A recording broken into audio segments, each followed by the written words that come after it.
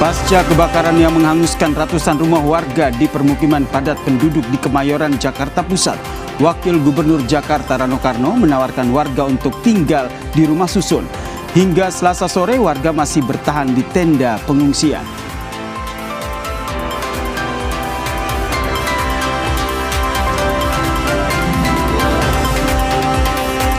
Dalam pledoinya, mantan Mendikbudristek Nadiem Makarim meragukan bukti kerugian negara atas pengadaan Chromebook. Nadiem bilang program itu justru menghemat pengeluaran negara. Sebelumnya, Nadiem telah dituntut 18 tahun penjara.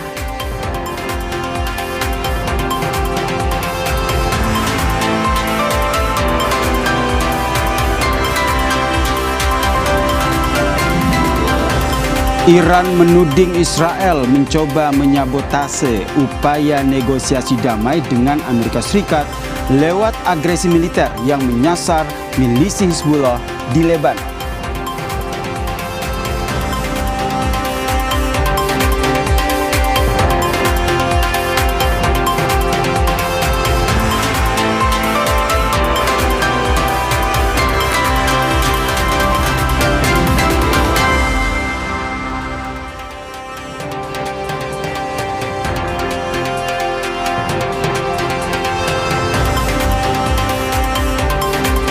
Halo, apa kabar saudara? Selamat datang di program Berita Kompas Petang. Saya Cindy Permadi. Dan saya Yasir Neneama di Kompas TV Independen Terpercaya. Kita mulai Kompas Petang selengkapnya dari informasi terkait dengan sebuah ledakan besar yang mengguncang pabrik kembang api di Malta Utara. 2 orang terluka akibat insiden ini.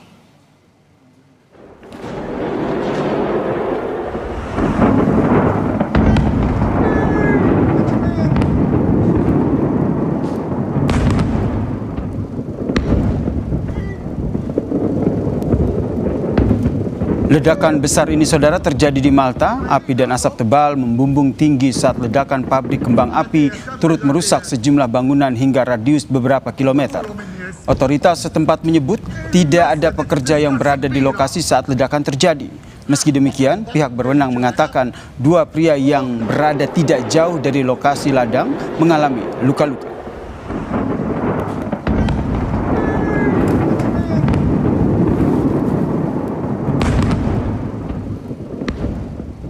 Kita beralih ke Jakarta, saudara. Pasca kebakaran yang menghanguskan ratusan rumah warga di permukiman padat penduduk di Kemayoran, Jakarta Pusat, hingga Selasa sore, warga masih bertahan di tenda pengungsian.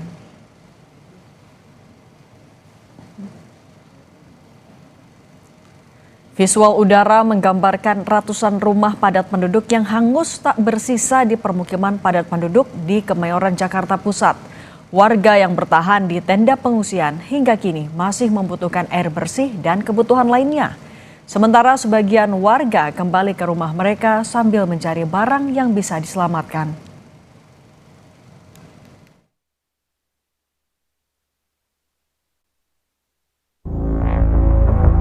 Nggak kehitung deh kalau soal kebakarannya itu berapa. Kan aja deket rumah Pak RW aja itu langsung membesar.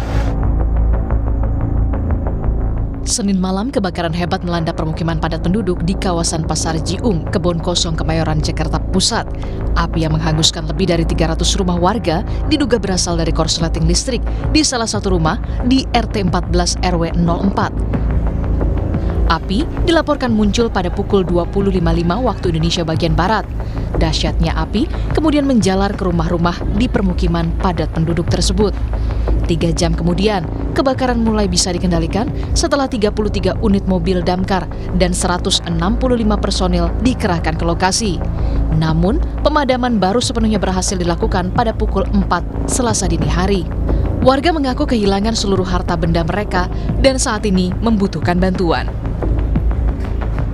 Aku paling ngungsi lah, orang kebakar semua habis, kontrakannya habis semua. Makanan, pakaian lah, kayak gitu-gitu aja lah, soalnya sudah habis semua. Wakil Gubernur DKI Jakarta Rano Karno yang mendatangi lokasi meminta warga untuk waspada akan bahaya kelistrikan. Rano juga menawarkan rumah susun sebagai tempat tinggal warga yang kehilangan rumahnya. Sambil lalu saya ngomong dengan beberapa warga, nggak mau coba di rumah susun. Aduh bang, kita lahir di sini bang, bahkan yang namanya ari-ari kita ditanam di sini.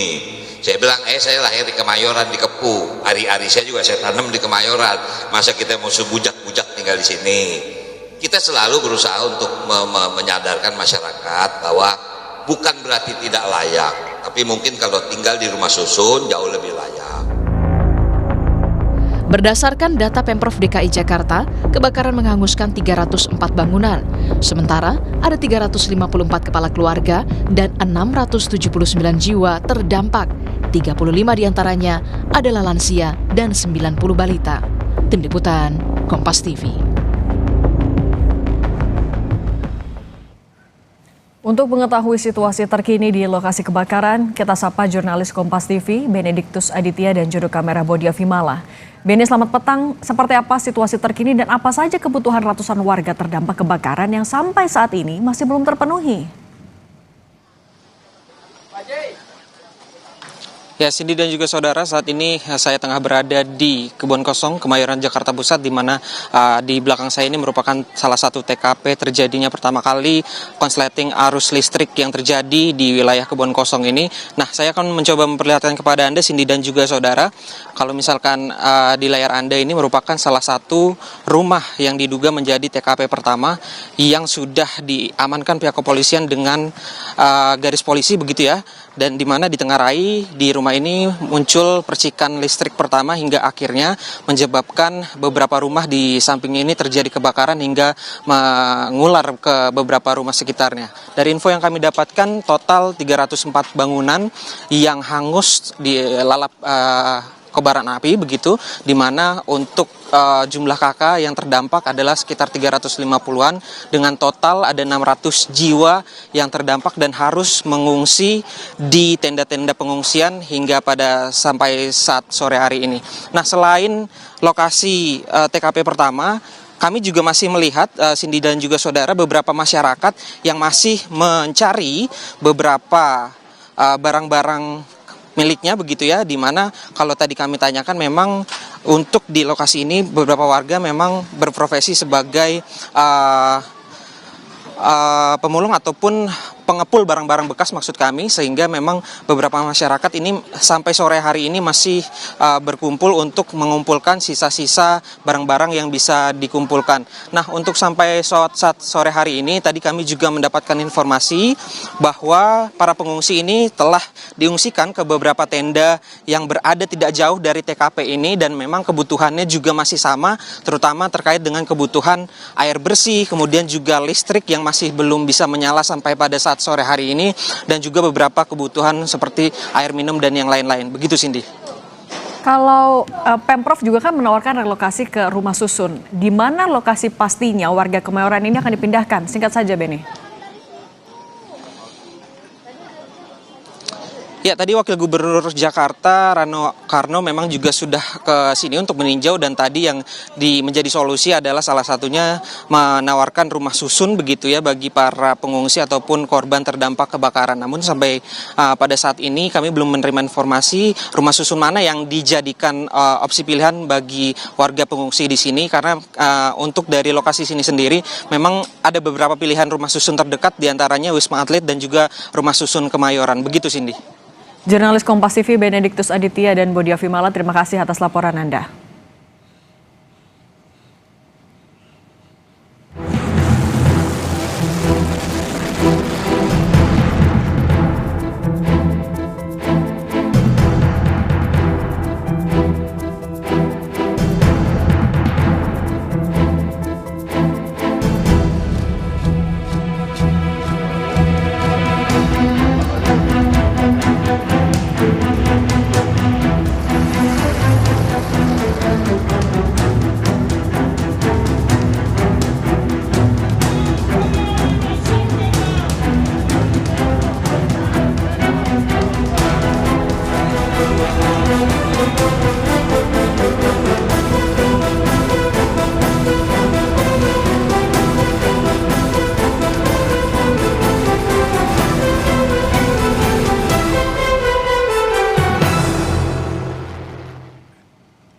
Saudara, aksi unjuk rasa besar-besaran digelar warga Iran sebagai bentuk solidaritas dan dukungan penuh terhadap rakyat Lebanon yang tengah menghadapi agresi militer Israel.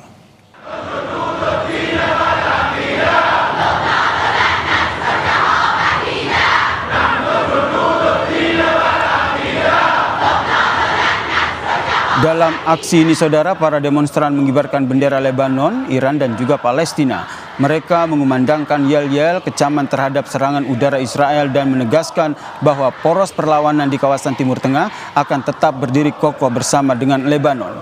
Media setempat melaporkan bahwa aksi serupa juga mulai memicu gelombang solidaritas di beberapa kota besar di Iran, seiring meningkatnya ketegangan geopolitik di perbatasan Lebanon.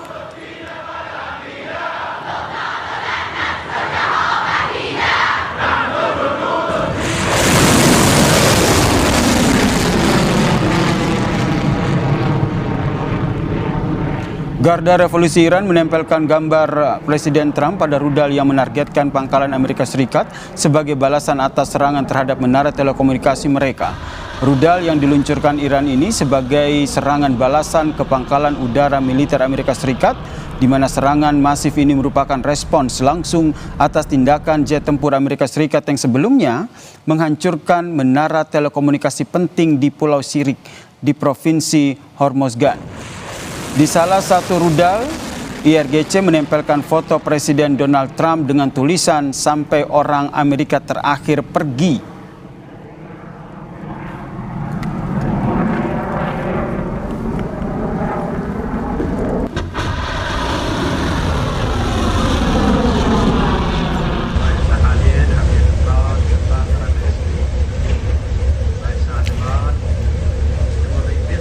Rudal jelajah Iran menghantam kapal kargo yang diduga terkait dengan Israel, saudara, yaitu MSC Mariska di dekat jalur masuk maritim Irak. Pasukan Garda Revolusi Iran mengaku bertanggung jawab atas operasi yang menghantam kapal kargo yang diduga terkait dengan Israel, yaitu MSC Sariska, saudara. Sementara itu, Iran mengabarkan bahwa sebuah kapal kargo yang beroperasi di bagian utara Teluk dihantam oleh dua ledakan terpisah. Irak mengindikasi bahwa satu ledakan kemungkinan disebabkan oleh drone. Insiden itu terjadi sekitar 40 mil laut di sebelah tenggara Kars, pelabuhan komersial utama dari Irak.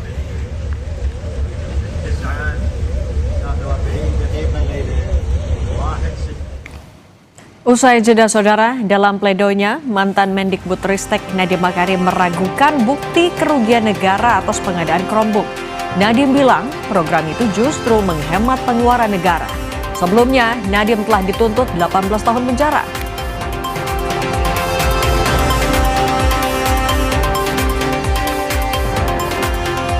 Kompas Petang juga menyoroti soal hamparan sampah menumpuk di kawasan pesisir Muara Angke Penjaringan, Jakarta Utara. Timbunan sampah ini tampak menyerupai pulau kecil yang terbentuk di bibir muara.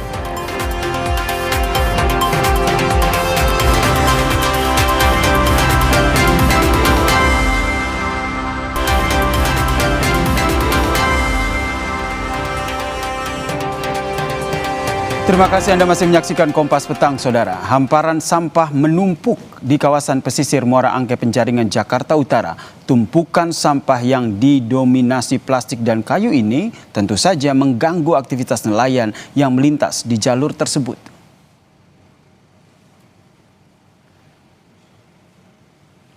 Timbunan sampah ini tampak menyerupai pulau kecil yang terbentuk di bibir muara, saudara. Tidak hanya menumpuk di permukaan air, sampah yang bercampur lumpur juga memicu sedimentasi hingga membuat alur pelayaran nelayan semakin dangkal.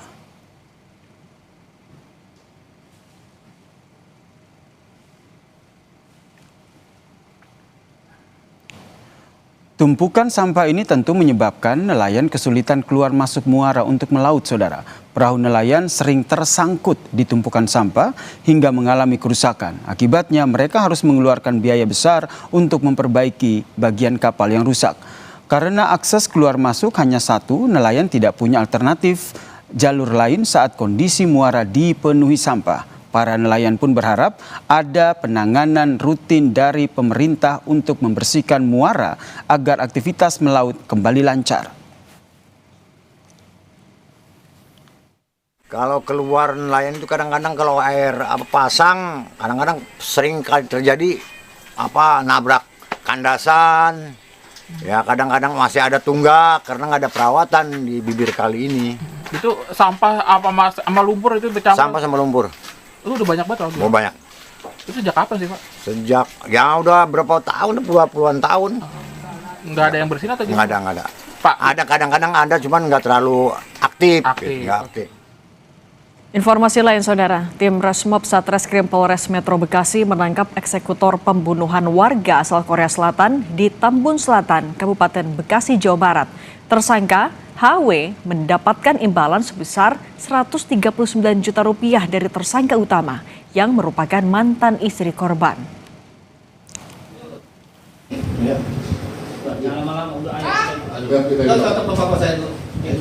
Tersangka HW tidak berkutik saat petugas mendatangi lokasi. Keterlibatan sang eksekutor ini terungkap usai polisi menangkap mantan istri korban berinisial SJ sebagai otak pembunuhan. Berdasarkan pengakuan SJ, pembunuhan dilakukan karena rasa sakit hati sekaligus ingin menguasai harta benda milik korban. Polisi mengungkap rencana pembunuhan sudah dipersiapkan selama 6 bulan. HW selaku eksekutor mendapat upah dari SJ sebesar 139 juta rupiah. Pengungkapan kasus pembunuhan di Bekasi ini melibatkan polisi Korea Selatan yang merupakan negara asal korban.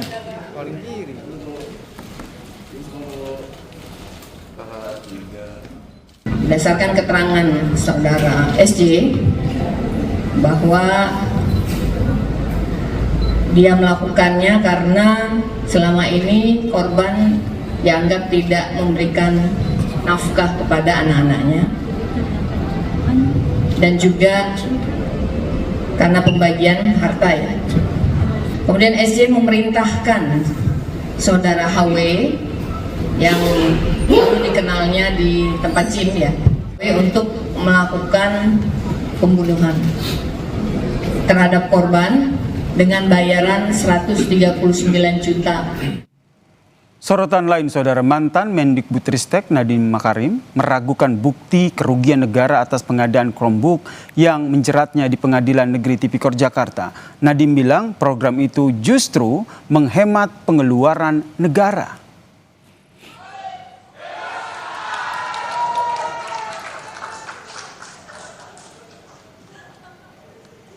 Nadiem berpelukan dengan sejumlah karyawan Gojek saat membacakan nota pembelaan. Nadiem menyebut pengadaan Chromebook saat ia menjabat sebagai menteri telah menghemat belanja negara hingga 3,9 triliun rupiah.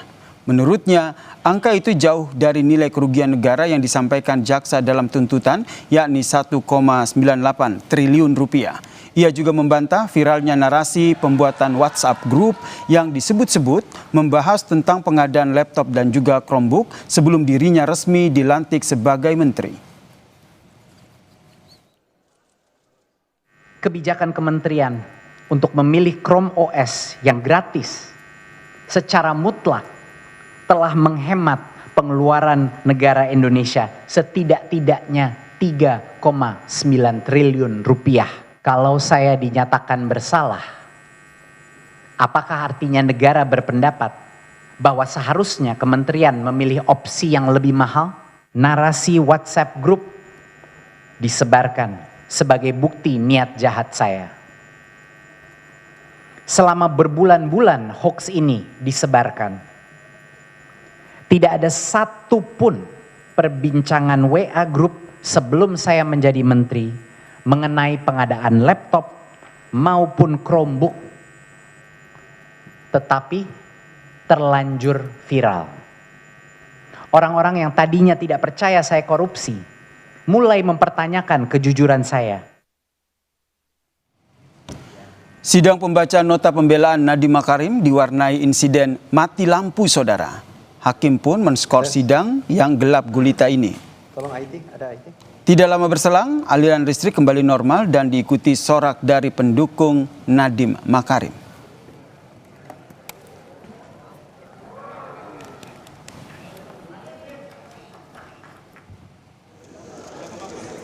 Sebelumnya saudara, pada 13 Mei lalu, usai sidang tuntutan, Jaksa Penuntut Umum Roy Riyadi menegaskan ketidakmungkinan proyek pengadaan yang bernilai lebih dari 9 triliun rupiah berjalan tanpa adanya keterlibatan menteri.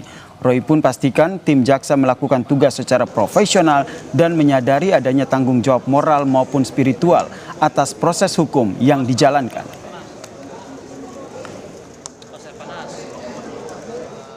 Undang-Undang Keuangan Negara maupun turunnya, termasuk dalam Perpres Pengadaan Barang Jasa, Menteri itu selaku pengguna anggaran, dia bertanggung jawab terhadap anggaran. Ini anggaran tidak kecil 9 triliun lebih yang dikelola seperti itu. Barang mustahil kalau menteri hanya menyalahkan bawahannya sekelas Popi. Kalau Popi yang bertanggung jawab, kenapa Popi dipecatnya? Kami, tim teman-teman saya dalam melaksanakan tugas ini berdasarkan profesional, berdasarkan tugas kami, dan kami juga tahu akan dimintai pertanggungjawaban di yaumil akhir. Itu. Kompas Petang masih akan kembali usai jeda dengan informasi Ketua DPP PDI Perjuangan Andreas Hugo Parera menilai kritik yang disampaikan mantan Wakil Menteri Luar Negeri Dino Patijalal terkait tingginya frekuensi kunjungan kerja Presiden Prabowo ke luar negeri sebagai kritikan yang baik untuk pemerintah.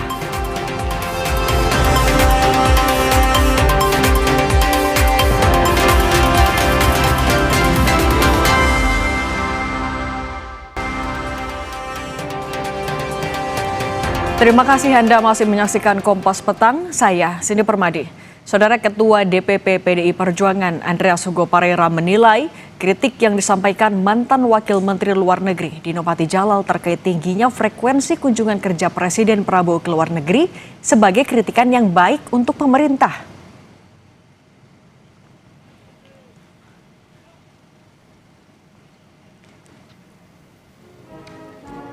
Andreas bilang latar belakang Dino yang sebelumnya menjabat sebagai Wamenlu menandakan dirinya memiliki pengalaman dalam dunia diplomasi dan kritiknya perlu dipertimbangkan. Andreas meminta pemerintah, dalam hal ini Menteri Luar Negeri, untuk memaparkan hasil kinerja Presiden dalam setiap kunjungannya ke luar negeri, guna membangun kepercayaan masyarakat.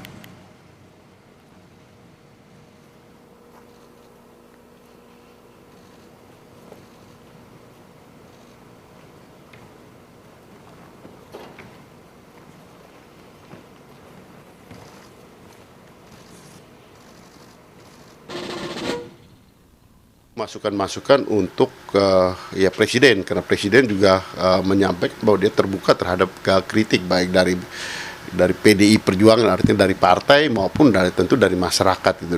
Seorang expert dan punya pengalaman yang cukup dalam dunia diplomasi gitu, sehingga apa yang beliau sampaikan menurut saya ya patut menjadi pertimbangan. Ya biaya sebenarnya itu soal kedua, tapi yang penting itu adalah ya hasil daripada kunjungan-kunjungan tersebut. Nah ini yang menurut saya penting untuk menjadi akuntabilitas publik.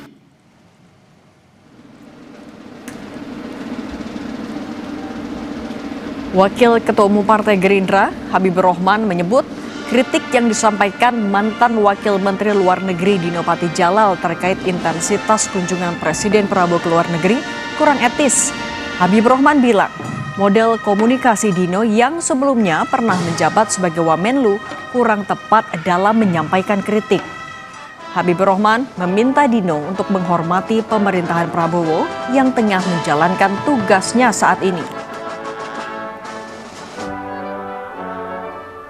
Etika di kalangan orang yang pernah menjabat, artinya memberikan kesempatan kepada orang yang saat ini menjabat untuk bekerja. Ini kan negara demokrasi.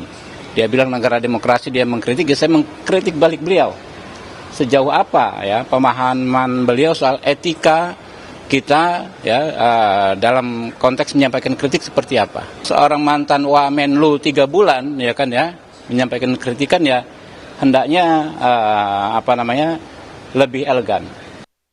Saya mewakili komunitas hubungan internasional dan banyak rakyat Indonesia menghimbau Presiden Prabowo untuk secara signifikan mengurangi perjalanan ke luar negeri. Istana buka suara atas saran mantan Wakil Menteri Luar Negeri Dino Patijalal soal kunjungan kenegaraan Presiden Prabowo Subianto. Jawaban atas saran Dino itu disampaikan Sekretaris Kabinet Teddy Indrawijaya dalam video yang diunggah pada akun Instagram resmi milik Sekretaris Kabinet.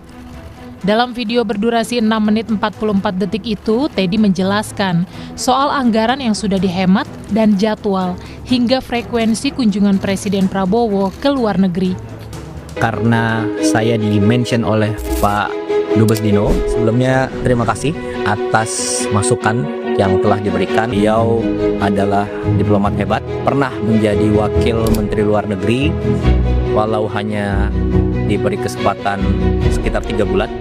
Jadi segala kelebihan biaya yang telah dianggarkan oleh negara itu sepenuhnya ditanggung oleh pribadi Presiden Prabowo. Kemudian yang kedua, jumlah rombongan. Ini sangat penting. Jumlah rombongan Presiden Prabowo itu sudah berkurang besar-besaran, lebih dari separuh dari periode sebelumnya. Sebelumnya, pendiri Foreign Policy Community of Indonesia atau FPCI Dino Patijalal menyarankan Presiden Prabowo Subianto mengurangi kunjungan kenegaraannya ke luar negeri yang menguras biaya. Mantan Wakil Menteri Luar Negeri pada tahun 2014 itu salah satunya menyarankan untuk menjalin diplomasi dengan pemimpin-pemimpin dunia dengan video call atau telepon seluler, mengoptimalkan forum-forum internasional hingga memastikan kunjungan kenegaraan itu berlangsung secara profesional dan direncanakan sebaik-baiknya. Kunjungan kepala negara ke luar negeri memakan biaya yang besar dan bahkan sangat besar. Ini termasuk biaya rombongan tim pendahulu, biaya pesawat, biaya hotel, biaya logistik, biaya konsumsi, biaya protokoler dan pengamanan, biaya uang harian untuk seluruh delegasi dan perangkat pendamping, dan berbagai biaya lainnya. Kami menyarankan Presiden Prabowo lebih mengandalkan video call atau Zoom call atau telepon. Saya juga menganjurkan untuk 1 tahun ke depan Presiden Prabowo lebih banyak menerima tamu negara di tanah air ketimbang melakukan perjalanan ke luar negeri. Selain menjawab kritik Dino Patijalal, Seskap juga meminta untuk mengukur diplomasi dari hasil yang dibawa Presiden Prabowo atas kunjungan kenegaraan di luar negeri. Di antaranya Indonesia masuk BRICS, sehingga stok BBM di tengah krisis energi akibat konflik Iran-Amerika Serikat bisa diminimalisasi. Tim Liputan, Kompas TV. Saran mantan Wamenlu sekaligus pendiri Foreign Policy Community of Indonesia, FPCI, Dino Patijalal menjadi polemik usai direspons Istana. Selengkapnya kita bahas bersama Wakil Ketua Komisi 1 DPR Fraksi Golkar, Dev Laksono, dan analis komunikasi politik Universitas Padjadjaran, Kunto Adiwibowo. Selamat petang semuanya. Selamat sore, gimana kabar? Baik, Alhamdulillah. Saya mau ke Mas Kunto dulu. Mas Kunto, sebenarnya kalau melihat video yang dirilis oleh Sekretaris Kabinet, ada 7 poin jawaban di sana. Kalau menurut Anda sebenarnya sudah cukup menjawab kritik dari Pak Dino dan menjawab pertanyaan dari publik kah soal intensitas kunjungan ke luar negeri Presiden? Ya, Pak Seskap kan menjawab dengan bahwa ada sekitar 2 triliun lebih ya yang dihasilkan dari investasi yang dihasilkan dari kunjungan Pak Prabowo, serta manfaat-manfaat lain. Yang menurut saya informasi itu penting karena selama ini informasi itu tidak didapatkan oleh publik secara mudah gitu Mbak. Jadi berkat kritiknya Pak Dino Pati, informasi itu akhirnya keluar. Dan menurut saya itu sesuatu yang bagus gitu. Tapi kan ada beberapa hal yang tidak dijawab oleh Pak Seskap, Pak Teddy. Yang pertama, lebih baik menerima kunjungan dari luar gitu, itu tidak dijawab. Lalu kemudian lebih baik menggunakan Zoom. Lalu kemudian juga soal frekuensi. Pak Prabowo sendiri kan dalam bulan April ke Prancis, ya kan, ke Paris. Saya tahu karena ada foto ulang tahunnya Pak Teddy waktu itu di bulan April di Paris. Lalu kemudian bulan Mei kemarin ke Paris lagi. Kan dalam waktu 1 bulan, kenapa harus ke Paris 2 kali dan untuk apa? Itu yang kemudian menurut saya informasinya yang kurang terbuka.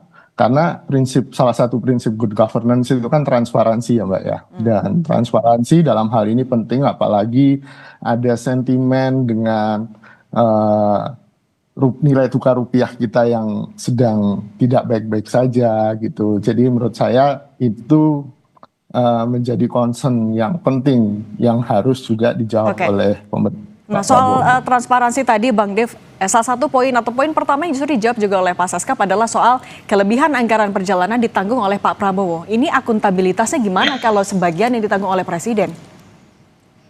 Ya, itu kan kebijakan beliau, karena beliau melihat perjalanan ini penting dan kebutuhannya itu urgent, sementara anggarannya yang disiapkan itu masih kurang. Nah, beliau mengambil suatu sikap yang negarawan dan juga bertanggung jawab untuk memastikan misi dan tanggung jawabnya itu terselesaikan, walaupun itu harus menggunakan dana pribadi beliau, dan ya itu yang kita harus lihat, dan ini adalah satu sikap yang yang menunjukkan kecintaan terhadap tugas dan pekerjaannya.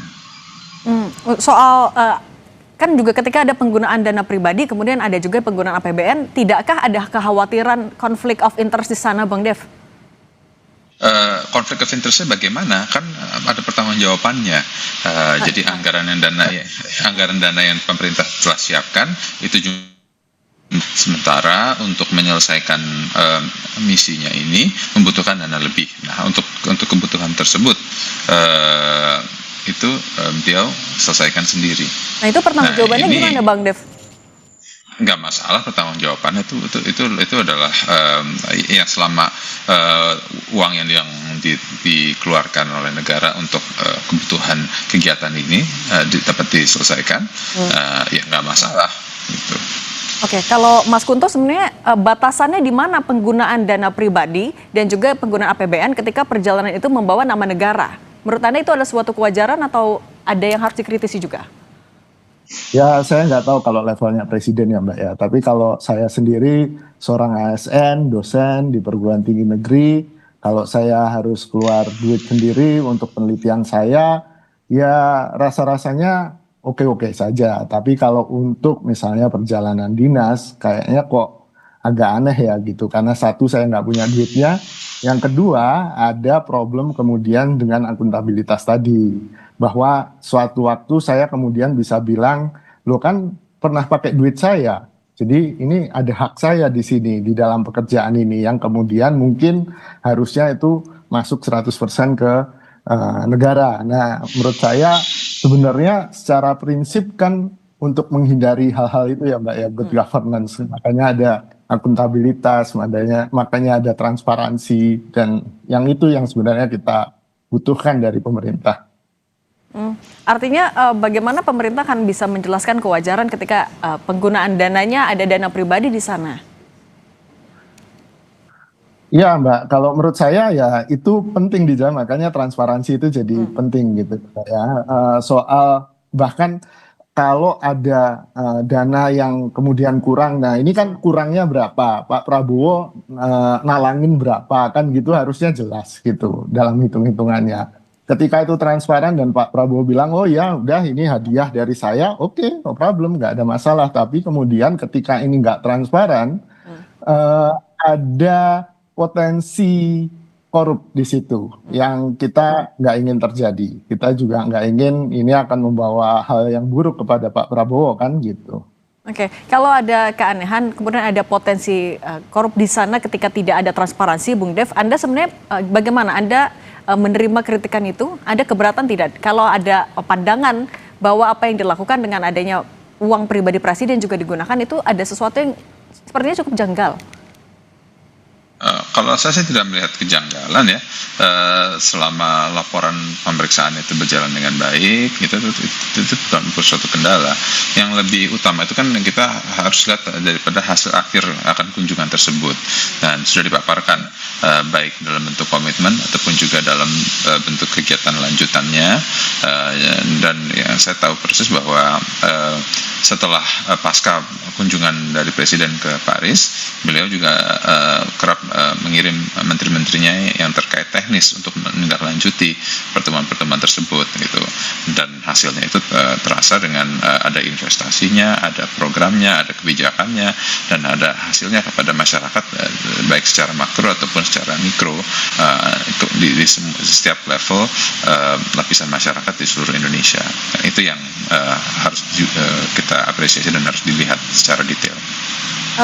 Dalam waktu kurang lebih 2 tahun ketika Presiden menjabat, lebih dari 50 kali kunjungan ke luar negeri. Bang Dev, Anda tapi merasa semuanya sepadan dengan anggaran dikeluarkan?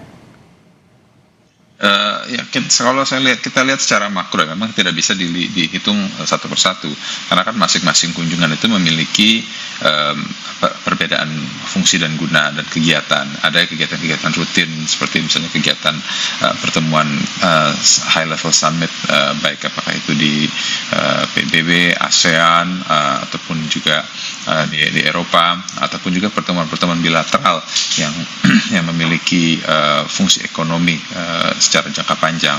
Nah, hal inilah yang harus dilihat dan juga harus didalami secara masif untuk kita mengetahui hasil akhirnya seperti apa.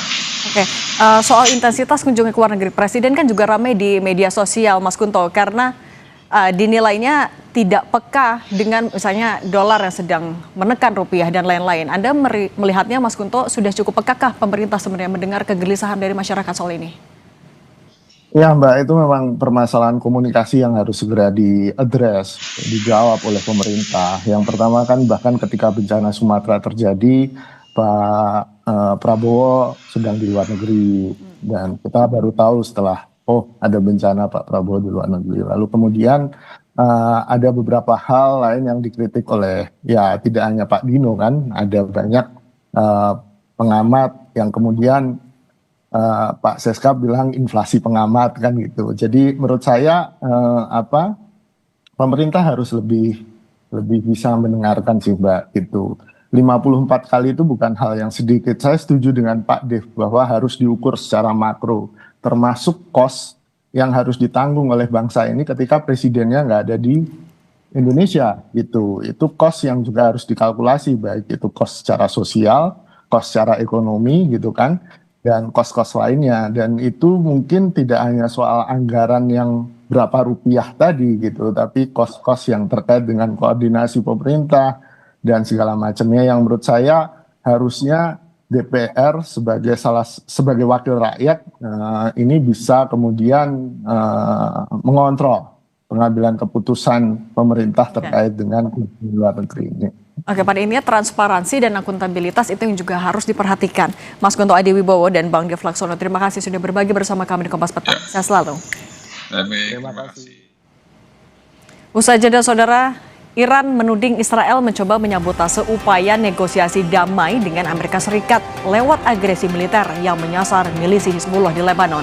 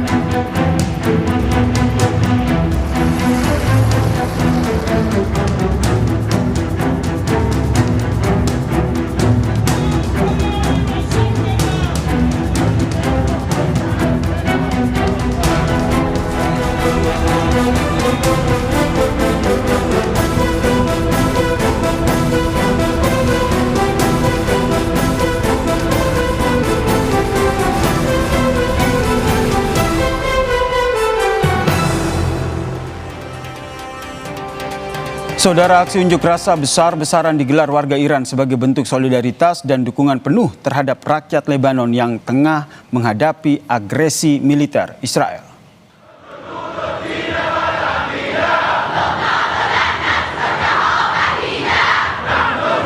Dalam aksi tersebut, saudara, para demonstran mengibarkan bendera Lebanon, Iran, dan juga Palestina. Mereka mengumandangkan yel-yel kecaman terhadap serangan udara Israel dan menegaskan bahwa poros perlawanan di kawasan Timur Tengah akan tetap berdiri kokoh bersama dengan Lebanon. Media setempat melaporkan aksi serupa juga mulai memicu gelombang solidaritas di beberapa kota besar di Iran lainnya seiring meningkatnya ketegangan geopolitik di perbatasan Lebanon.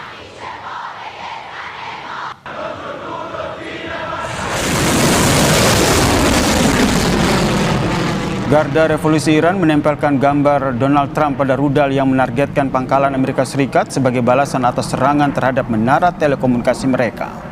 Rudal yang diluncurkan Iran ini, saudara, sebagai serangan balasan ke pangkalan udara militer Amerika Serikat.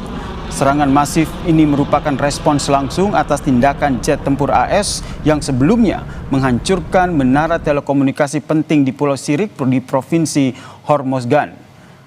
Di salah satu rudal, IRGC menempelkan foto Presiden Amerika Serikat Donald Trump dengan tulisan "Sampai orang Amerika terakhir pergi".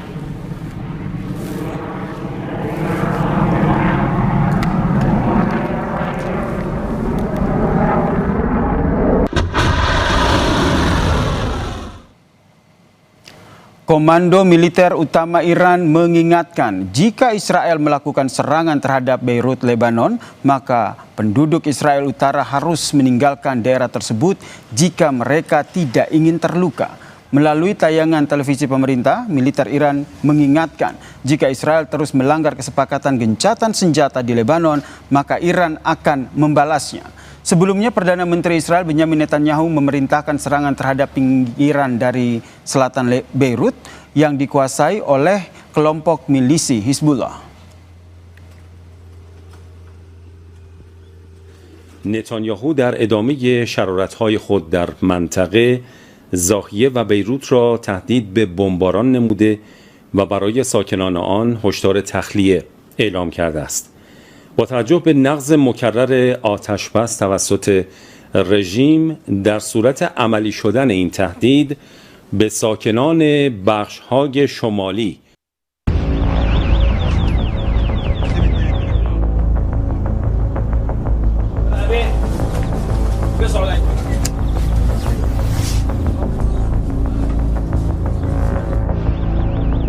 Dentuman bom dan rudal militer Israel terus menggempur wilayah Lebanon Selatan tanpa henti.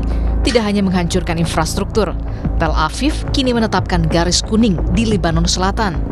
Zona terlarang ini memutus harapan ratusan ribu pengungsi untuk kembali ke tanah kelahiran mereka. Perdana Menteri Israel Benjamin Netanyahu bahkan dengan tegas mengungkapkan misi utamanya, yakni melenyapkan Hizbullah.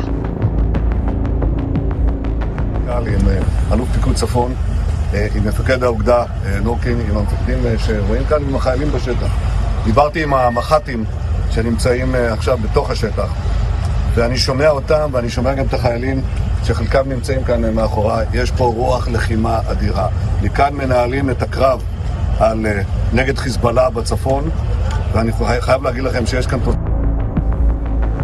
Sikap keras Israel ini memicu kemarahan Teheran. Juru bicara Kementerian Luar Negeri Iran, Ismail Bagei, menuding serangan Israel dalam beberapa hari terakhir ke Lebanon adalah taktik kotor.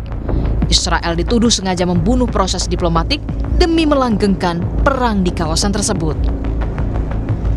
یکی از دلایل خیلی روشن تشدید جنایات رژیم صهیونیستی در روزهای اخیر در فلسطین در لبنان نمیتواند چیزی باشد جز همین تخریب هر احتمالی هر کورسویی برای اینکه روندهای دیپلماتیک منجر به نوعی بهبود اوضاع بشه و این هم باز مسئولیتش بر عهده آمریکاست. ما نمیتونیم آمریکا و رژیم صهیونیستی رو به عنوان دو فاعل مجزای از همدیگه در نظر بگیریم. Melihat situasi yang kian tidak terkendali, Presiden Amerika Serikat Donald Trump turun tangan dan mengklaim berhasil mendorong penghentian sementara bentrokan antara Israel dan Hizbullah di tengah meningkatnya ketegangan di Lebanon. Dalam unggahan di platform Truth Social, Trump menyatakan penghentian serangan tersebut tercapai setelah dirinya melakukan komunikasi dengan kedua pihak. Trump berharap kedua pihak saling menahan diri untuk menghindari kerusakan yang lebih besar. Saya juga berbicara dengan perwakilan pemimpin Hizbullah dan mereka setuju untuk berhenti menembaki Israel serta tentaranya. Demikian pula Israel setuju untuk berhenti menembaki mereka. Mari kita lihat berapa lama hal ini akan bertahan. Semoga akan berlangsung selamanya, kata Trump lewat unggahan di Truth Social miliknya. Kini, dunia tertuju pada nasib perundingan damai antara Amerika Serikat dan Iran. Serangan brutal Israel di Lebanon jadi batu sandungan besar, mengingat Iran secara mutlak mensyaratkan bahwa kesepakatan damai hanya bisa tercapai jika perang di Lebanon dihentikan total. Apakah sikap keras Netanyahu terhadap Hizbullah akan menjadi batu sandungan perundingan damai Iran-Amerika Serikat? Saudara, Hizbullah memiliki persenjataan asimetris yang sangat canggih didukung penuh oleh pasokan teknologi serta komponen dari Iran. Kami visualisasikan kepada Anda saudara di mana Hizbullah memanfaatkan drone untuk pengintaian, penargetan taksis hingga misi bunuh diri. Yang pertama adalah drone serat optik atau FPV, senjata baru paling mematikan yang dikendalikan lewat kabel serat optik sejauh 10 hingga 30 km.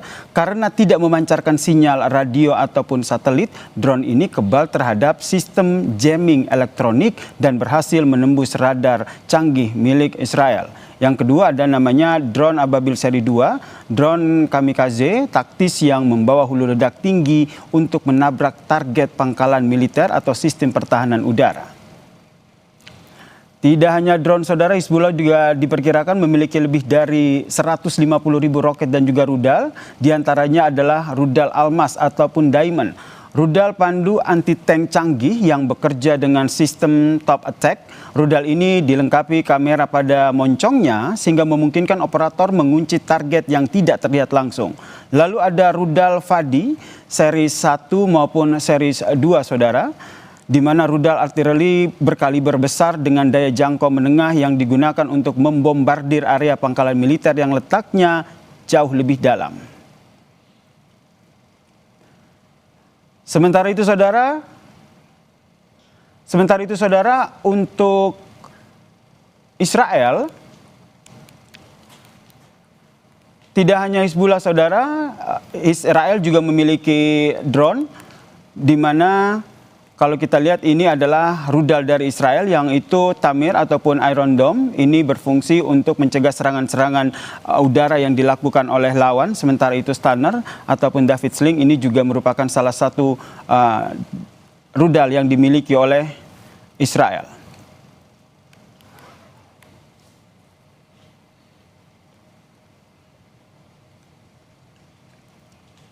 Tidak hanya rudal saudara, namun Israel juga memiliki sejumlah persenjataan drone yang juga menjadi andalan dari Israel, yaitu Hermes 900 dan juga Eitan Herlam TP saudara.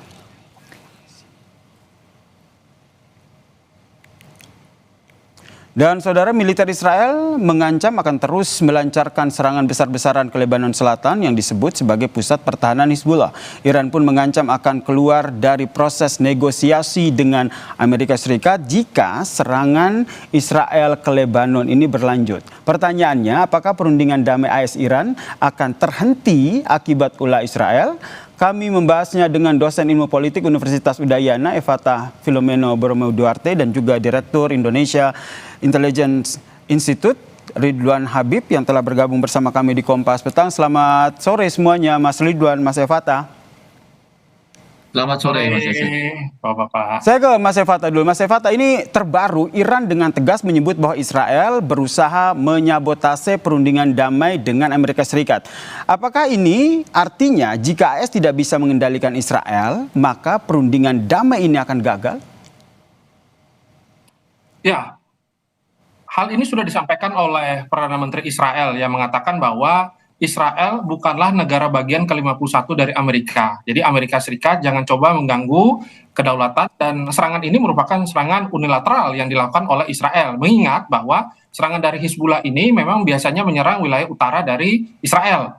Dan kita tahu bahwa serangan Israel yang cukup presisi ke Beirut ini adalah upaya untuk menghantam markas besar dan pusat komando dari Hizbullah itu sendiri, dan juga ada beberapa pangkalan pusat intelijen dan keamanan ya, fasilitas-fasilitas kuncinya ada di sana, terus ada gudang senjata strategis. Kita tahu bahwa di sana juga ada studio media Al-Manar ya, studio resmi dari Hizbullah ini menyebarkan informasi dan propaganda. Maka hal itu disampaikan oleh Israel dengan yakin bahwa Amerika jangan mengintervensi. Akan tetapi sebenarnya ketika kita melihat statement dari Donald Trump bahwa dalam 24 jam terakhir memang serangan dari kedua belah pihak itu menurun. Jadi Donald Trump juga berada pada posisi untuk mencegah eskalasi yang lebih besar sehingga diplomasi dari Amerika Serikat dan Iran jangan sampai gagal begitu, karena kita tahu bahwa pengendalian terhadap Israel ini menjadi sangat penting, dan ini adalah front yang sangat terkait dengan bagaimana keberhasilan dari perundingan Selat Hormuz yang mengancam energi dunia. Saya lihat demikian. Sehingga kalau dari Mas Ridwan sendiri melihatnya seperti apa? Karena pertama tadi Israel sendiri secara tegas menyatakan bahwa mereka sepertinya tidak mau dipengaruhi ataupun tunduk di bawah pengaruh Amerika Serikat, karena mereka punya tujuan menguasai wilayah Lebanon dan juga ingin melucuti nuklir Iran. Di satu sisi Amerika Serikat melalui Donald Trump juga tadi menyampaikan bahwa sebenarnya bisa mengendalikan Israel agar tidak lagi melanjutkan serangan dengan Lebanon ataupun Hezbollah. Jadi menurut Anda strategi militer apa yang tengah dimainkan oleh Israel ataupun Amerika Serikat dalam hal ini? Iya, terima kasih. Saya kira memang Israel tidak bisa terlepas dari Amerika Serikat ya dalam konteks apapun, baik itu politik, ekonomi maupun pertahanan. Narasi-narasi yang berkembang di Israel bahwa mereka akan terus melakukan serangan ke Lebanon Selatan dan Lebanon itu menurut kami juga sangat terkait dengan peta politik kepentingan elektoral dalam negeri. Kita tahu Israel sebentar lagi juga akan ada pemilu, dan Perdana Menteri Netanyahu juga membutuhkan itu untuk partai Likudnya, membutuhkan dukungan publik Israel. Kita tahu di Israel sendiri sekarang makin radikal kanan. Kalau menurut survei para pemilih muda Israel itu makin radikal, mereka setuju dengan pembumi hangusan Palestina, mereka setuju dengan dekreter Israel, mereka setuju dengan pencaplokan Lebanon. Jadi sangat wajar ketika kemudian para pemimpin Israel sekarang melakukan serangan itu untuk menabung secara elektoral. Tetapi dalam konteks Iran itu sendiri, saya kira Iran tidak akan kemudian berlepas diri ya, karena bagaimanapun Hizbullah ini adalah bagian dari aksis atau front perlawanan Iran yang sangat penting. Dulu dia juga merupakan bagian dari perlawanan Iran yang dipimpin oleh satu komando namanya Batalion Al-Quds yang kemudian sangat terkenal karena dia punya beberapa front perlawanan. Dan tampak sekali bagaimana Hizbullah sekarang misalnya mereka makin advance dalam membuat video. Mereka bisa membuat video-video publikasi yang makin canggih, kemudian mereka mempunyai taktik perang membawa IDF ke front terbuka. Itu tampak sekali ada unsur-unsur Iran di situ ya. Apakah itu dukungan intelijen, dukungan pelatihan, dukungan training maupun dukungan senjata. Jadi tampaknya Mas Yasir, faktor Lebanon akan tetap menjadi pengganjal utama perundingan antara Amerika Serikat dan Iran. Sehingga kita membacanya ini mengapa akhirnya Iran begitu keras membela Hizbullah? Apakah ini karena memang mereka sekutu begitu, atau ada alasan lain di balik taktik militer Iran yang saat ini juga tengah berupaya untuk melaksanakan negosiasi dengan Amerika Serikat? Nanti kita bahas lagi, kita lanjutkan diskusi kita usai jeda berikut ini. Tetaplah bersama kami di Kompas Petang.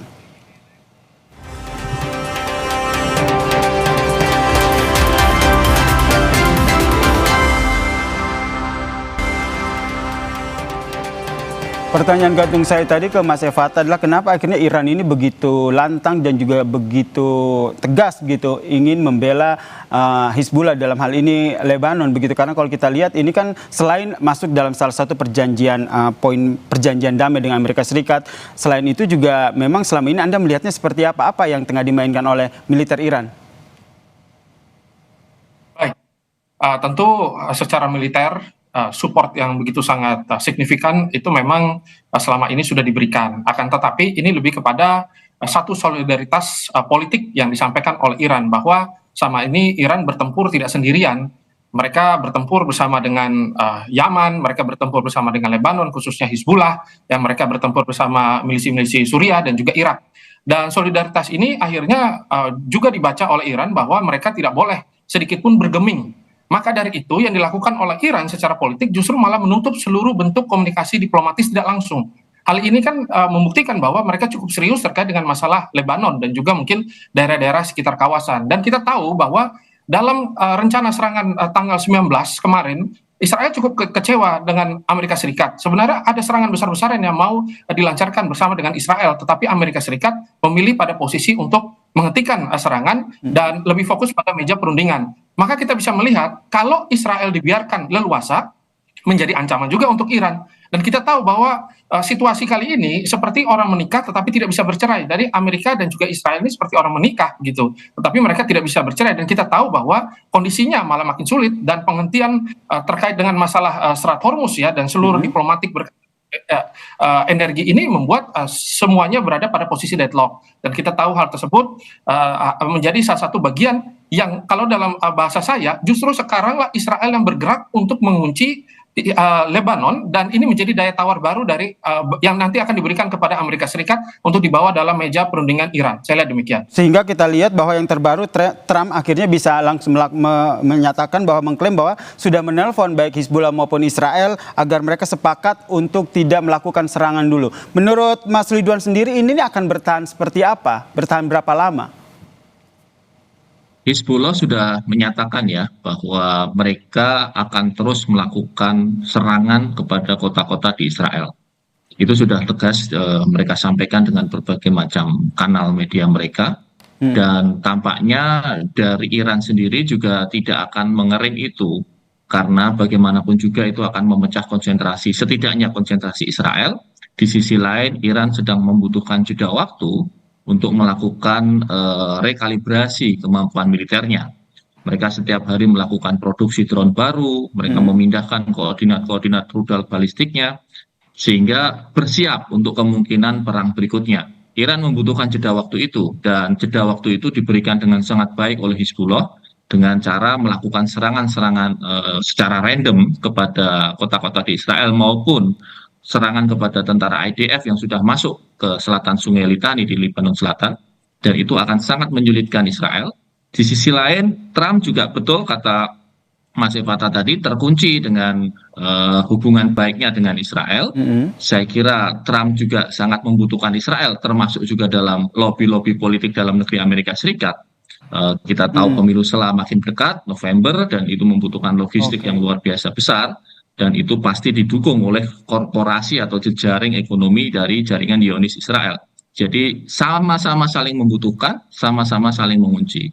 Sama-sama saling membutuhkan juga mengunci. Terlebih kalau kita lihat Israel sendiri bisa dikatakan terus melakukan serangan kepada Hizbullah karena memang memiliki armada militer yang juga canggih. Seperti yang tadi kita paparkan sebelumnya. Ada rudal maupun juga ada drone. Kemudian di sisi lain juga Hizbullah sendiri juga memiliki kekuatan senjata juga yang mumpuni begitu. Kalau Mas Evata melihatnya, apa yang diklaim oleh Trump bahwa mereka akan berhenti sepakat sementara untuk tidak melakukan penyerangan, ini apakah akan bertahan sehingga akhirnya Iran dan juga Amerika Serikat ini melakukan negosiasi, atau justru keduanya tidak mengindahkan itu dan terus melakukan serangan?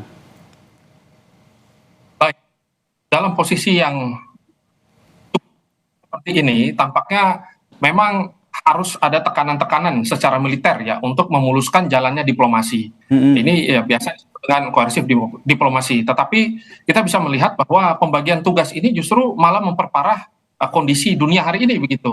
Kita tahu bahwa sebenarnya titik poin utamanya bukan terkait cuma dengan nuklir ya, tetapi dengan penguasaan wilayah, terkait dengan masalah ekonomi juga, dan juga terkait dengan bagaimana menjaga muka agar sama-sama mendapatkan strategic victory lah gitu dari masing-masing pihak.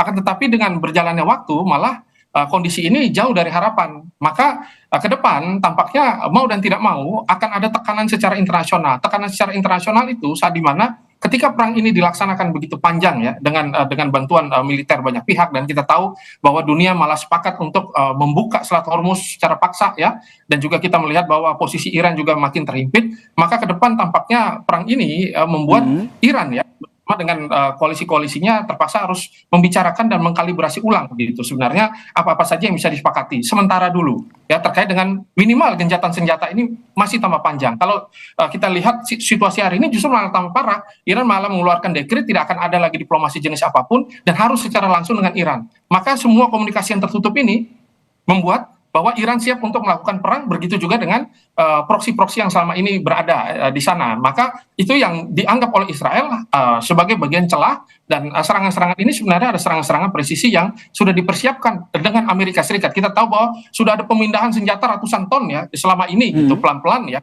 Israel. Dan kita tahu bahwa Amerika pelan-pelan juga pasti harus melakukan deeskalasi. Maka ke depannya bisa saja Israel yang melanjutkan perang bersama dengan aliansi Abraham Accord 2.0. Nah ini yang kita takutkan nanti ke depannya. Dan setelah Bab el-Mandeb juga diancam oleh Iran akan ditutup, dan maka akan ada krisis dunia yang baru karena itu berkaitan dengan perdagangan terusan Suez.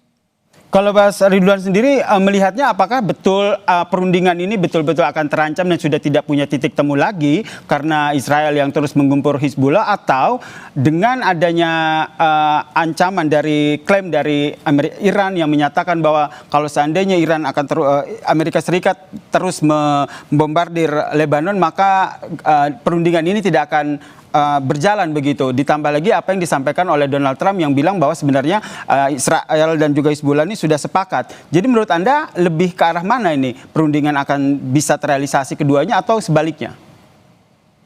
Yang sangat diharapkan sebenarnya ada breakthrough jalan tengah ya, dan itu bisa dilakukan sebenarnya oleh negara ketiga. Pakistan sudah mencoba melakukannya semaksimal mungkin tetapi tampaknya gagal, maka yang mungkin masih bisa masuk itu adalah Qatar. Kenapa Qatar? Karena Qatar ini bagaimanapun juga hubungan dengan Israel itu ada, walaupun itu back channel. Qatar belum meratifikasi Abraham Accord, dan hubungan dia dengan Hamas juga sangat bagus karena Qatar ini menampung para pimpinan Hamas di Doha. Dan tapi di sisi lain hubungan dengan Amerika juga sangat mesra sebenarnya. Jadi posisi Qatar ini adalah posisi mediator yang cukup oke kalau Pakistan gagal.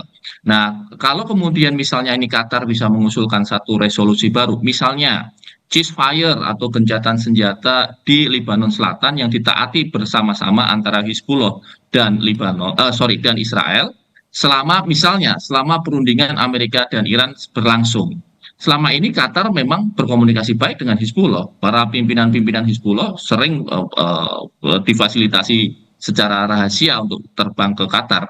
Dan hubungan ini saya kira bisa digunakan Qatar untuk mendesak Hizbullah menahan diri untuk tidak melakukan serangan. Di sisi lain, Amerika harus bisa meyakinkan Israel untuk juga berhenti dulu sejenak sampai kemudian deal-nya ditandatangani, seal the deal-nya antara Trump dengan Iran itu ditandatangani, dibereskan.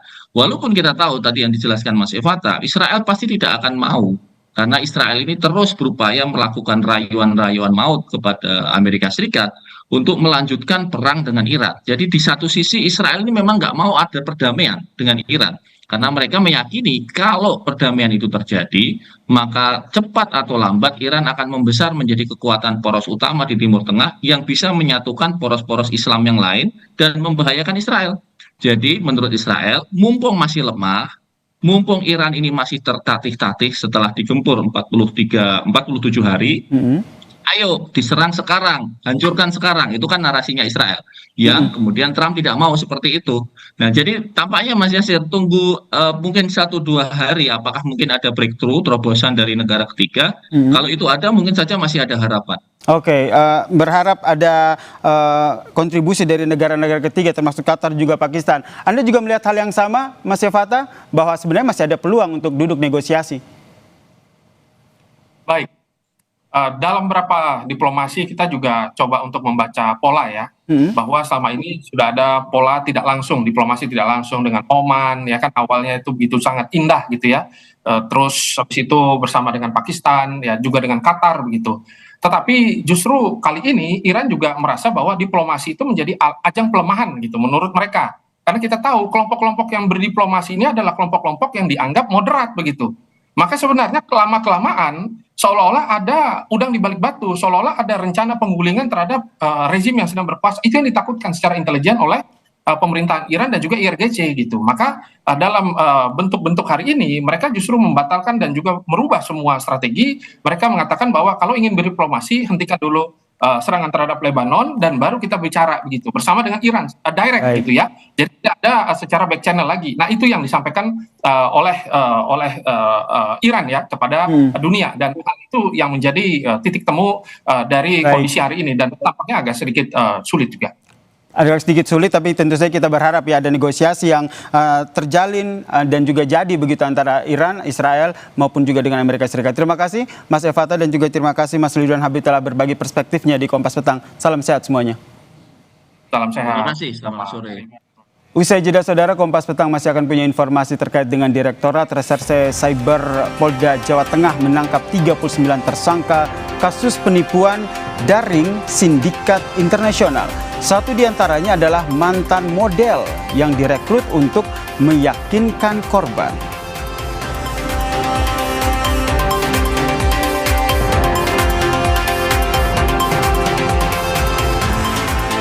Sempat dirawat di rumah sakit, satu korban ledakan bom di Biak Numfor meninggal dunia. Jumlah korban kini menjadi 6 orang.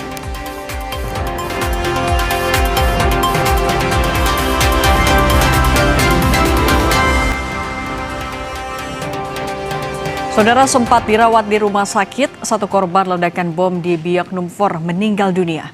Jumlah korban kini menjadi 6 orang.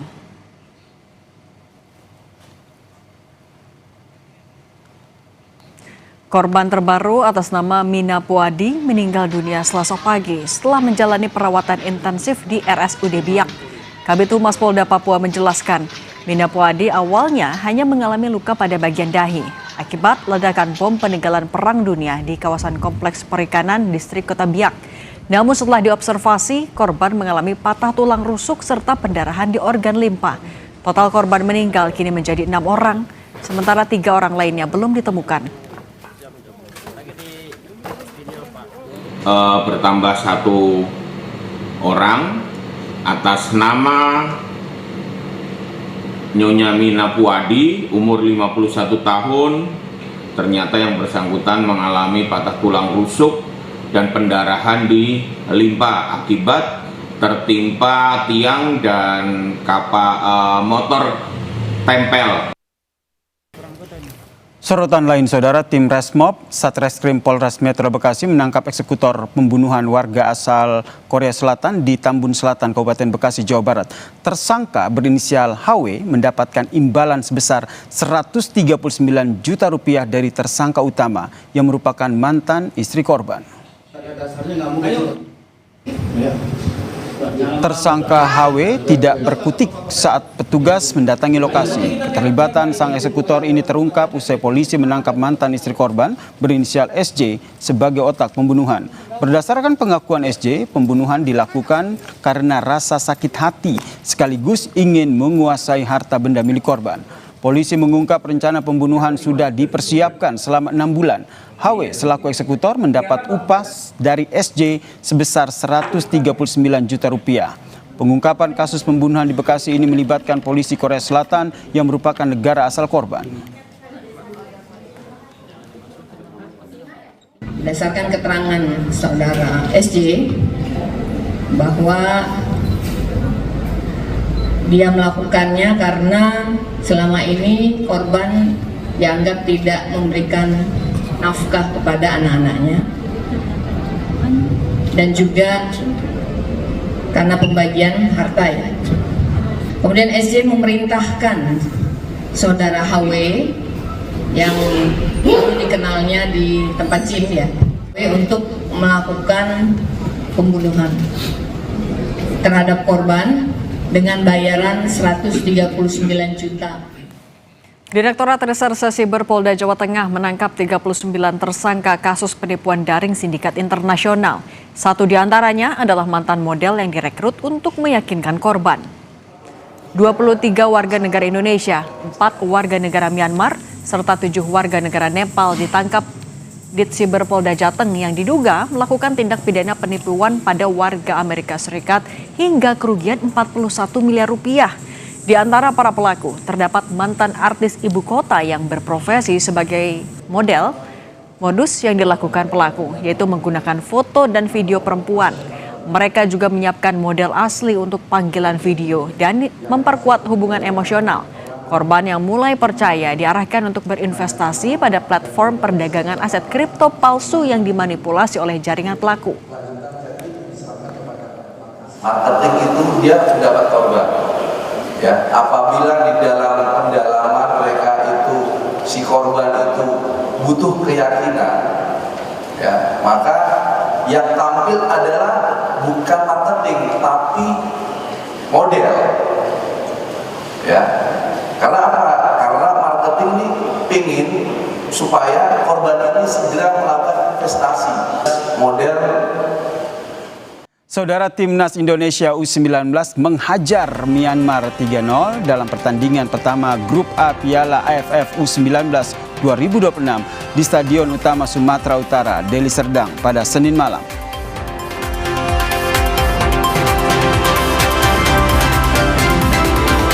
Demikian rangkaian Kompas Petang edisi kali ini. Terima kasih sudah menonton. Saya Yasir Neneama.